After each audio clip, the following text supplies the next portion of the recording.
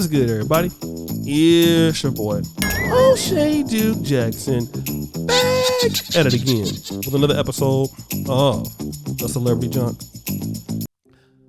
Guys, a lot of women have come online in the last 2 to 3 years to mention talking points of the black manosphere. And I would say really in the last 2 years with the emergence of Kevin Samuels, we have seen many ladies here on YouTube, but not even just on YouTube.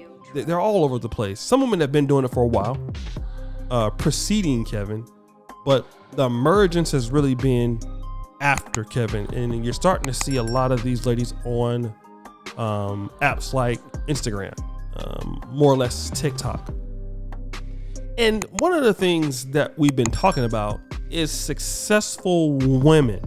Okay. Now, there is a particular lady here that has made a video talking about this. I want to play what she has to say, and then I'll come back and then we'll respond.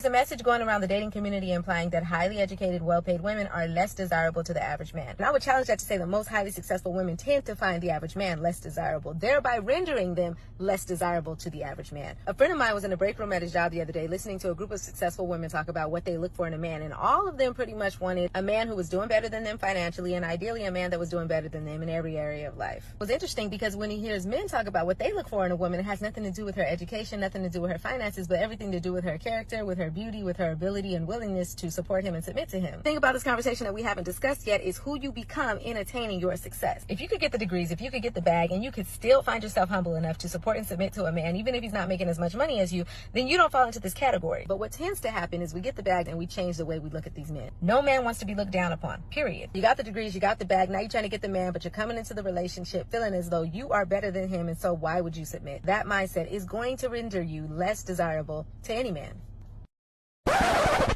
So you heard what she had to say there. So what I want to talk about is this. This is important. You know, the Bible says, and most women are Christian. Shout out to David Carroll on this. But most women are Christian. So the Bible says, women submit to your husbands. Okay? And David Carroll used to always say, it didn't say how much money he made. Didn't say submit to him if he's a doctor or lawyer. The Bible says submit to your husbands. Okay?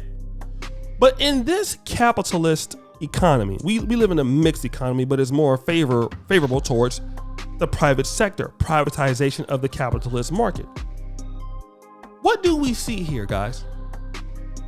In general, what we see is that women who are doing better than men, and if they're in a relationship, it indicates usually two things.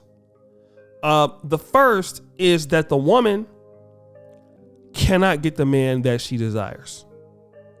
So that could be for a myriad of reasons. It could be physically, the woman is not attractive. It could also be that the woman has a poor personality. But usually the third reason is that in Western countries, people marry later.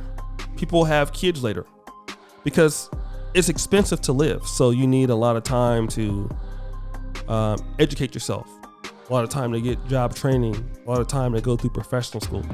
So usually starting a family before those things could just really, you're almost going to be permanently into poverty. So women, of course, and men also, as the population is more educated, you're taking longer to get married and have kids. It really favors men to do that because if you're 35 or 36, like when I was 34 and I started going to medical school, that's old, but I mean, I don't feel any really much older at 41 than I did at 34. But the reverse is true here. And the fact that when women do it, there's less options. And so that's the second thing I want to talk about. The second thing is that women have some sort of animosity towards the guy who they have to settle with, who's not the guy that they think they should have gotten. And then there lies the problem that you have a woman who is successful, could not get the man that she wanted, and then all of a sudden the man that she has decided to marry has to pay for that. So this particular guy gets a lot of attitude. He gets a lot of issues from her. But the reality is, and as the young woman was saying on the TikTok video, you see, what you do as a woman or what you do as a man, in theory, shouldn't dictate what the dynamics are in the relationships. Okay? If I'm dating a woman that makes more money than me, when you come into the house, I don't give a damn what you did to be with me. You're gonna show me my fucking respect. I am the man. I am the leader. I am your leader. This is not 50-50 leadership. Because if somebody breaks into this house, you're going to want me to get my ass up and go fight the person. So now that makes me the leader. Because that's the only way I'm going to accept a relationship. Doesn't mean I'm going to be rude. Doesn't mean that I don't take your advice. Or doesn't mean that we don't share power in certain settings. But overall, you're going to submit to me. Because you're the one that want to be in this relationship, so you're going to do it at these terms. If you don't want to do that, I understand it, go on your way. But as long as you're going to do what you need to do to be with me and vice versa. I pull my way, you pull yours. Fine. But you're not going to come here and berate me based on the fact that you went to certain schools. We're not dealing with that. Because what you do don't mean nothing when you come up in here. Okay? And a lot of ladies don't understand that, which is one of the reasons that it's a lot of disrespect towards men who are earning less, but this is the guy that you want to be with. It's not his fault you couldn't do better than him. Why are you disrespecting him? And a lot of these guys love these ladies. They, a lot of dudes, a lot of female empowerment kind of bites some guys in the ass. I'm gonna tell you why.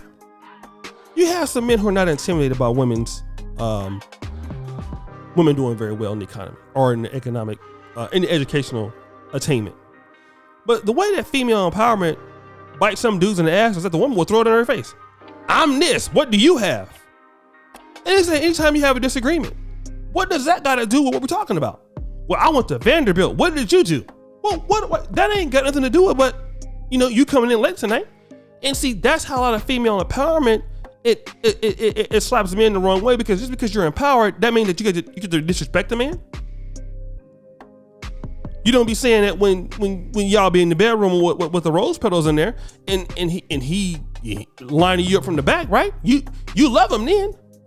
Now all of a sudden y'all having a disagreement, all of a sudden you can get out. So that's what I'm talking about. It's a difference between what you're doing in the workforce and how that man needs to be talked to. And it's the same thing with a woman. You got to talk to a woman a certain kind of way. I ain't always been the best. And sometimes I make my mistakes. But, there's a certain kind of way you got to be able to say, I'm sorry about what I said, baby. I treat you better, talk to you better. There's certain level of respect you got to give a woman, as well as a man. But you find out that a lot of times these ladies, when they're high achieving, they feel that that's a cue to be able to go ahead and be disrespectful. And it's just not the case. Some ladies understand that. You don't get the right to talk to that man like he's crazy. If you couldn't do better than him and you wanted to be with him, don't punish him because you couldn't do nothing better than him. That's not right. He don't deserve that. But guys, what do you think? It's your boy, O'Shea Duke Jackson, back at it again with another episode of The Celebrity Junker. Appreciate you for all that you do. Subscribe, hit the bell. Check out the first comment at the top. And as you know, the buffoonery remains at all-time high. I'm out.